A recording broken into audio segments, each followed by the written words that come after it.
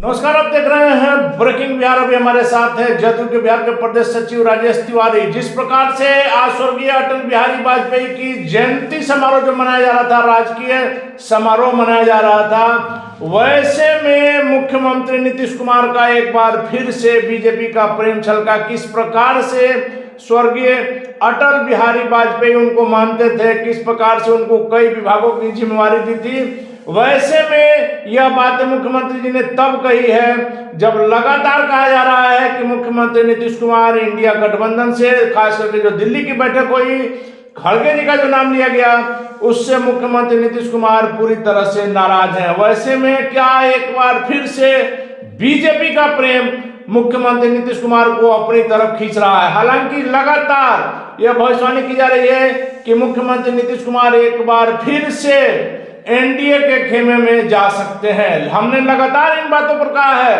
कि जदयू के ऊपरी नेतृत्व के द्वारा, यहां तक कि राष्ट्रीय अध्यक्ष के द्वारा इन बातों का खंडन किया गया है, लेकिन अटकलें जारी। क्या कुछ कहते हैं राजेश तिवारी जी, क्या कहेंगे सर? देखिए, श्रद्धेय अटल बिहारी वाजपेयी एक ऐसे राजनीतिज्ञ थे जो सभी दलों को लेकर के चलते थे। विचारधारा उनका एक स्पष्ट विचारधारा था। वो गंगा जमुनी तहजीब में विश्वास करते थे और पार्टी का जो भी कट्टरता लाइन था बीजेपी का, लेकिन वो अपने जो जिस तरह का उनका व्यक्तिगत जो छवि था वो सब दल में सर्वमान्य था। सभी दल के वो नेता उनको सम्मान देते थे और भाव देते थे। वो जो आज क्या भाजपा अटल बिहारी वाजपेयी जी के जो भाजपा के जन्मदाता हैं, क्या वो भाजपा अटल बिहारी वाजपेयी जी के मार्गदर्शक पर चल रही है? वो समय के साथ सब चीज बदलता है। आज अटल जी का युग नहीं रहा। ये बात नहीं है। क्या युग नहीं रहा है? वक्त के साथ हर चीज बदलता है। वक्त के साथ एकदम बदलता है, लेकिन इतना न मत बदल जाइए कि अपना जो है जमीनें आप खो दीजिए। जिस अटल बिहारी वाजपेयी ने कभी कहा था कि राजधर्म का पालन करना चाहिए, क्या वो आज राजधर्म का पालन हो रहा है? जिस अटल बिहारी वाजपेयी ने विपक्ष को हमेशा वैल्यू दिया है अपने राजनीतिक जीवन का अधिकांश समय, या कहिए कि आपको 90% जो है विपक्ष में रहे, और उस अटल बिहारी वाजपेयी को का पार्टी आज सत्ता में हो रहा है और विपक्ष विहीन हो रहा है। आज़ादी के बाद पहला बार ऐसा हुआ कि इतने नंबर ऑफ सांसद जो है निलंबित कर दिए गए हैं। आज स्थिति तो हो गया कि क्या बात में अगर तख्ती लहराइएगा तो बाहर तो जाना हो। अरे तख्ती लहराने की क्या बात है? अगर कोई बात, किस बात के लेकर के तख्ती लहराया जा रहा है, किस बात के लेकर उठाया जा रहा है? यही तो सवाल उठाया जा रहा है कि भाई आप जो है हमारा जो जिसके पास पर इशू किया गया उसको आप भी मांग कीजिए। मांग जायज है सर। अगर इस तरह की बात है, संसद में सुरक्षा में चुप हुई है, तो इसका जवाब आप लोग गृह मंत्री से चाह रहे थे। लेकिन सर तख्ती लेकर के लहराना, अरे तख्ती आप क्यों हम तख्ती लेकर के गए? हम लगातार मांग करते आ रहे हैं, मांग करते हैं कि गृह मंत्री जी आकर के अपना वक्तव्य दें, सरकार का अपना विचार रखें। गृह मंत्री जी गुजरात में प्रचार कर रहे हैं, गुजरात में अपना भाषण दे रहे हैं, राजस्थान में जा रहे हैं, जहाँ मुख्यमंत्री शपथ ले रहे हैं वहाँ जा रहे हैं, लोकतंत्र के मंदिर में नहीं आ रहे हैं। ये सवाल क्या उठता है? सवाल ये होता है कि ये लोग तरह से, आप कल के पेपर में आप देखे होंगे कि पहला बार ऐसा हुआ कि इतना सवाल जो है उस सवाल को सरकार ने हटा दिया गया। ये क्या है? ये ठीक कहीं हेमा मालिनी जो भाजपा के सांसद हैं कि यू कहीं कि नहीं, बड़ा सवाल पूछता था, बढ़िया हुआ हटा, अच्छा इसीलिए उन लोग को हटा दिया। मतलब समस्या ही खत्म, समस्या यही है, बसरी होगा। जैसे आज 10 साल में जो है माननीय प्रधानमंत्री जी एक भी इंटरव्यू नहीं दिए हैं, ठीक है, दिए हैं तो वो अक्षय कुमार को दिए हैं कि सवाल पूछ रहे हैं कि आम काट के खाते हैं कि चूस के खाते हैं, लेकिन मुख्यमंत्री तो कहते हैं कि सारा मीडिया पर प्रधानमंत्री जी ने वही बात है। तो वो कंट्रोल कर रहे हैं, क्योंकि अगर जो सामने सवाल पूछेगा तो कोई ना कोई पूछ देगा। तो इसलिए ये देखिए, हकीकत ये है कि आज देश जो है सबसे ज्यादा खतरा के दौर से गुजर रहा है। आज जिस तरह से आईवास किया जा रहा है, ये कहा जाता है कि आज जो कोई भी है, न मस्जिद को जानते हैं, न शिवाला को जानते हैं, जो भूखे पेट है वो सिर्फ निवाला को जानते हैं। आज गरीबी दर देखिए, बेरोजगारी देखिए, महंगाई देखिए, जिस तरह से चरम सीमा पर पहुंच गया है। क्या लगता है अनिल जी, क्या इसी तरह का चलते रहेगा? अरे हम लोग को धर्म भी चाहिए, लेकिन हम लोग को जो है उसके बाद ही कुछ, लेकिन आज जिस तरह से बढ़ा चढ़ा करके किया जाए, कट्टरता की ओर जाया जा रहा है, ये हमारा भारतीय संस्कृति नहीं करता। राजेश तिवारी जी, अगर आप ही की बात पर माना जाए तो भूख सबसे बड़ा जो है इंसानियत का शत्रु है। भूख पर आदमी कुछ भी कर सकता है। कहा गया है कि भूखे पेट ना ना भोजन होगा, हाँ। ना कोई काम नहीं होगा। लेकिन आपको याद होगा जब मुख्यमंत्री जी 2005 में सत्ता में आए थे पहली बार, प्रचंड बहुमत जनता ने दिया था, 10,000 के रोजगार के लिए कोई बाहर नहीं जाएगा। अगर 10,000 के रोजगार के लिए कोई बाहर नहीं जाता तो आज उदयनिधि स्टालिन जैसे लोग इस प्रकार की बकवास नहीं करते हैं। बिहारियों को लेकर के, खास करके यूपी के भी हालांकि उन्होंने बात कही है, लेकिन हम सिर्फ बिहार की यहाँ बात करेंगे। बिहारियों को लेकर के उन्होंने जो बात कही है, हिंदी भाषा को लेकर, राष्ट्रभाषा को लेकर के जो बयान उन्होंने दिया है, क्या ऐसे लोगों पर कार्रवाई नहीं होनी चाहिए? आप एकदम होना चाहिए। हम लोग इसका कड़ी भर्त्सना करते हैं, जितना उस कार्रवाई होना चाहिए एकदम होना चाहिए। लेकिन स्थिति ये हो जा रहा है ना कि ये लोग शुरुआत कौन किया है, आप शुरू से देखिए। अभी जब कुछ दिन आपको 6 महीना पहले, साल भर पहले जो है बीजेपी का तेलंगाना का जो विधायक था, कर्नाटका का लोग था बीजेपी के, वो क्या बोल रहा था, आप बिहारियों को जो मारा जाता है वो क्यों स्थिति किया है? ये हम लोग शर्मवीर है। हम लोग अपने शर्म के बदौलत जहाँ भी जाते हैं अपना स्थिति, कौन नहीं बाहर जाता है?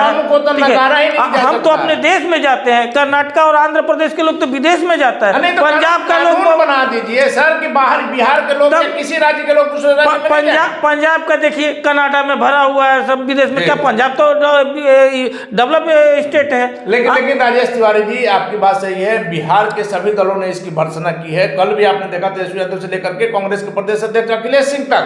लेकिन सवाल उठता है सर कि आप लोग उसी महागठबंधन, उसी इंडिया में हैं, आपके गठबंधन में है, इस प्रकार का बयान दिया है, तो सिर्फ बयानबाजी करने से, सिर्फ निंदा करने से नहीं होगा, कोई ठोस चीज कि बिहारियों को नजर, देखिए एकदम बिहारियों को नजर आ रहा है। हम लोग उसका पूरा निंदा कर रहे हैं, उसका भर्त्सना कर रहे हैं। लेकिन अगर ये इसी को स्थिति अगर बनाया जा रहा है, तो अगर इस पर बीजेपी जो राजनीति कर रही है, बीजेपी को देखिए, उसका अपना दल के लोग विरोध कर रहे हैं। गुजरात है नहीं, गुजरात में किस तरह से विरोध हो रहा है, किस तरह से बिहारी को हम बिहारी, इसमें बिहार सब जो है एकदम बदनाम हो रहा है। और इसको लेकर के केंद्र सरकार को ये कानून बनाना चाहिए। ये स्टेट का मामला नहीं है, ये एक, यही तो बात हम कर रहे हैं। अरे नित्यानंद राय जी बोल रहे हैं, अरे नित्यानंद राय जी आप क्या हैं? गृह राज्य मंत्री हैं आप। गृह राज्य मंत्री का क्या काम है? इससे बड़ा पद, इससे बड़ा कोई पद होता है? और गृह मंत्री जी चुपचाप बैठे हुए, ये तो बिहारियों का अपमान। अरे बिहार आपका अपमान है, आप बनाइए कानून जो एक दूसरे प्रदेश को जो व्यक्ति को अंदर तो कीजिए, एकदम कीजिए। और ये अगर केंद्र सरकार का, चूंकि उसको राजनीति करना है, वो साउथ नॉर्थ का राजनीति करना,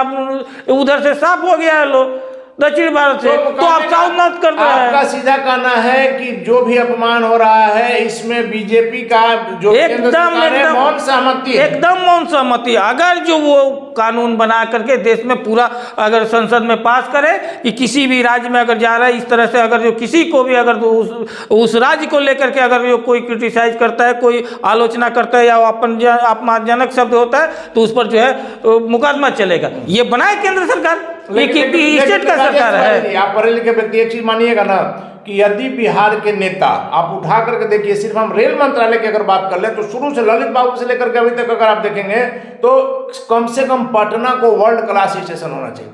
आज अगर बिहारी कहीं बाहर जाते हैं 10,000 करोड़ रोजगार के लिए, क्या यहाँ के नेता दोषी नहीं है? देखिए जो हम एकदम पहले जिस तरह से हुआ था, लेकिन जो आज स्थिति ये हुआ कि विगत 2005 के बाद माननीय मुख्यमंत्री जी ने जो उद्योग लगाने के लिए आधारभूत चाहिए, जैसे सड़क चाहिए, सुरक्षा चाहिए, बिजली चाहिए, भजा नहीं रहा है। अरे बिना सड़क में काम हुआ है, अरे तो बिना सड़क का कोई व्यापार लगेगा क्या?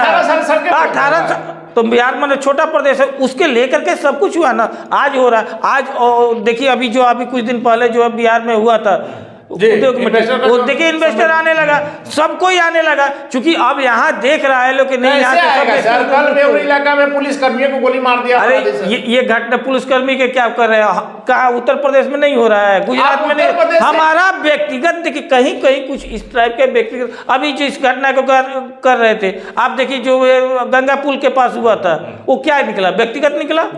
तो अगर इस तरह का कुछ नहीं, हो रहा है व्यक्तिगत रंजिश में तो पुलिस उसमें कहीं कुछ नहीं कर सकती सकती। है। लेकिन हम सरकार का ये प्रयास रहता है कि हम लोग सबको मिल करके इस तरह से जो है क्राइम कंट्रोल को कंट्रोल करें, और हमारे माननीय मुख्यमंत्री जी का तो है ही है क्राइम कंट्रोल और करप्शन जो है हम लोग कोई आरोप नहीं लगता है। यह लगता है कि जब से तेजस्वी यादव को सरकार में लाए हैं तब से क्राइम बढ़ गया। ये देखिए, अब देखिए, अब सबसे मजेदार बात देखिए, अब इसमें देखिए क्या है, हमको लगता है कि बिहार भाजपा वाले लोग को अमित शाह जी से दुश्मनी हो गया है।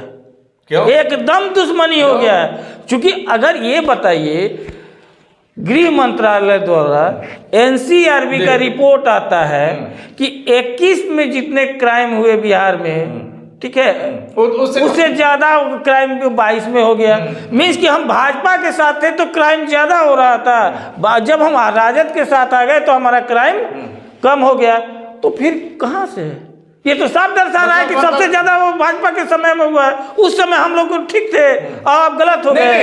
तो आप अगर जो करें तो कहिए अमित शाह जी के साथ जब मुख्यमंत्री नीतीश कुमार रहते हैं तो एकदम साफ रहते हैं, गंगा जी में नहा लेते हैं, और जैसे ही अलग होते हैं यही तो बात है। ये रिपोर्ट जब गृह मंत्रालय दे रहा है तो इन लोगों को गृह मंत्री जी पर अपना विश्वास नहीं है।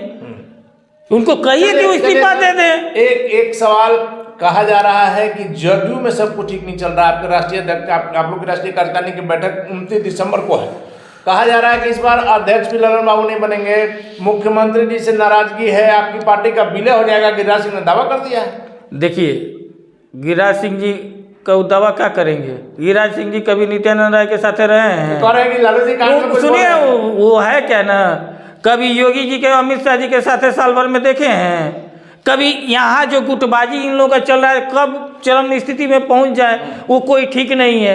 ये स्थिति दिखा रहा है। यहाँ एगो प्रोग्राम कर रहा है, सनातन धर्म पर कर रहा है, और जितना है चाहे जो भी ब्राह्मण समाज का सम्मेलन कल कर रहा है लोग, कुछ लोग, और उसमें जो भी ब्राह्मण का अश्वनी चौबे से लेकर के जितने बड़े बड़े नेता हैं, ठीक है, नीतीश मिश्रा से लेकर के किसी को नहीं बुलाया गया। बुला किसका जा रहा था? नित्यानंद राय का, ठीक है, विवादों का उसमें बुला जाए। ये दिखा रहा है बीजेपी में आपसी गुटबाजी इतना फैला हुआ है, आपस में उन लोगों का यही हो रहा है। कोई अभी सम्राट चौधरी को अध्यक्ष नहीं मान रहा है, बेचारे जो है देख लीजिए, जो अप्रैल में पूरा हो रहा है छोटे मोदी जी का, वो कहीं मंच पर कहीं नजर नहीं आ रहे, खाली सोशल मीडिया पर वो नजर आ रहा है। मुख्यमंत्री ने कहा कि ऐसे ही बोलते रहते, अब आप बोलते रहो तो वही बात है। अब लेकिन अब वो स्थिति बीजेपी में, ऊपर देख लीजिए नड्डा में उनका स्थिति देख लीजिए, गडकरी जी में, उनमें अपने मोदी जी में अपने तना हुआ है।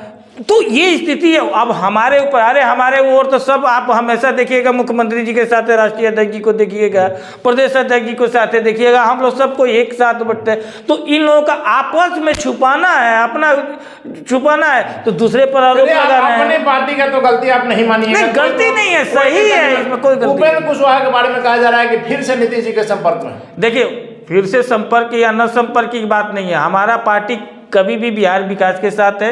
जिसको आना रहेगा वो हमारे शीर्ष नेतृत्व डिसीजन लेगा कि कैसे करना है।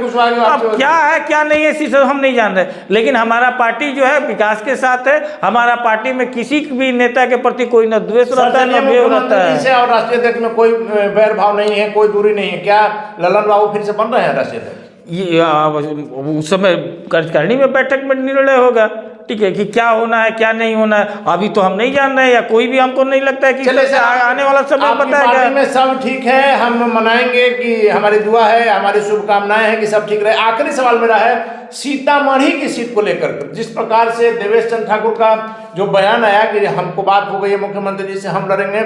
आप ही के पार्टी के करीब 16 लोग कल ही मिले हैं राणा रणधीर सिंह चौहान के यहाँ, 16 लोग मिले हैं और उन्होंने कहा है कि नहीं कोई ओबीसी बनना चाहिए, कोई पिछड़ा वर्ग का बनना चाहिए। और इसी को लेकर के आज आपके वित्त मंत्री जो है विजय चौधरी से भी लोगों ने मुलाकात की। क्या माना जाए कि पार्टी में सब ठीक है?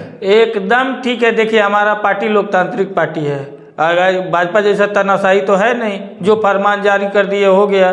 हमारे यहाँ लोकतंत्र है, एक कार्यकर्ता से लेकर नेता सबको अपना मत प्रकट करने का अधिकार है। अगर वो उस तरह से है तो हमारे शीर्ष नेतृत्व और सीनियर नेता वो देखेंगे, लेकिन ये कोई मैटर नहीं है। हर कोई को अपना अपना विचार प्रकट करने का अधिकार है। वो लोग भी हो सकता है, कुछ लोग होंगे जो अपना विचार प्रकट कर रहे हैं, अपना शीर्ष नेता से अपना मत बता रहे हैं कि ऐसा ऐसा मामला है। अब उस पर जो भी डिसीजन होगा पार्टी के हित के लिए होगा। चलिए धन्यवाद करते थे हमारे साथ राजेश तिवारी जी। शब्दों के बाजीगर राजेश तिवारी अपनी बातों को खूब बढ़िया से घुमाना जानते हैं, लेकिन इतना इन्होंने साफ तौर पर कहा कि मुख्यमंत्री नीतीश कुमार राष्ट्रीय अध्यक्ष गगन सिंह के बीच में किसी प्रकार का कोई मतभेद नहीं है। राष्ट्रीय अध्यक्ष का फैसला राष्ट्रीय कार्यकारिणी की बैठक में होगा। और बिहारियों के अपमान के मुद्दे पर सीधे तौर पर केंद्र सरकार पर इन्होंने आरोप लगाया है कि केंद्र क्यों नहीं ऐसा कानून बनाता है कि अगर किसी राज्य को लेकर के, किसी क्षेत्र विशेष को लेकर के किसी को अगर अपशब्द कहा जाता है, किसी को गाली दी जाती है, तो उस व्यक्ति को कड़ी से कड़ी सजा मिले। राजेश तिवारी के दावे में क्या सच्चाई है, खास करके जदयू को लेकर के इन दिनों जो बिहार की राजनीति में कहा जा रहा है कि कुछ नया, कुछ अजीब सी हलचल जो अभी सुनाई दे रही है, जब ये सामने आएगी तो बिहार की राजनीतिक दिशा बदल सकती है। वैसे में राजेश तिवारी के दावे में क्या सच्चाई है, वक्त बताएगा। फिलहाल अपन रहे ब्रेकिंग न्यूज।